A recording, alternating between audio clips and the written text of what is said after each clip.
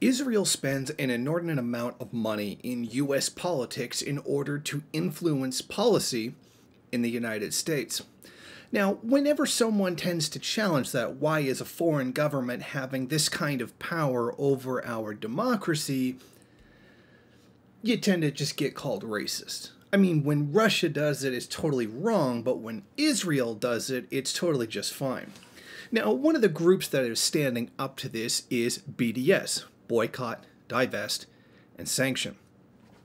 Their whole goal is to follow those three letters in order to help stop the illegitimate Israeli government carrying out genocide against Palestinians.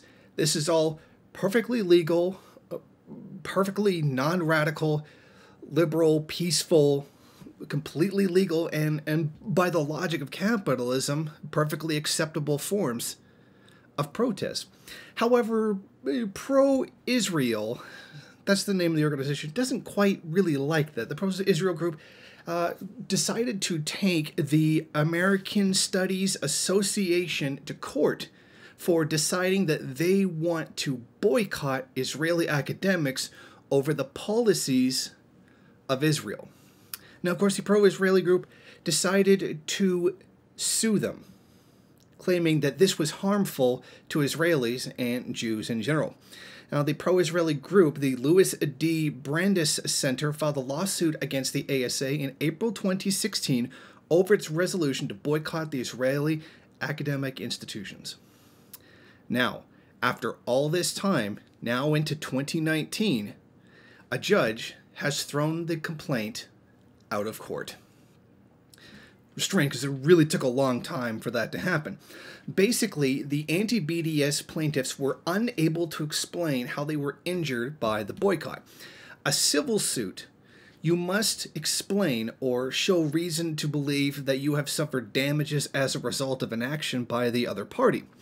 What happened here was that the judge decided that no damage had been done because the anti-BDS crowd had not shown any damage having been caused as a result of their free and fair right to boycott. I mean, capitalism is always telling us alternative measures that we should take in order to try to change things. You know, usually those things that don't accomplish anything. And boycotting Israel is one of those things that apparently you're not allowed to do, because the very powerful Israeli lobby inside the United States, and make no mistake, this is not a conspiracy. This is just geopolitics in general, doesn't like it when you call for someone who commits genocide to be boycotted.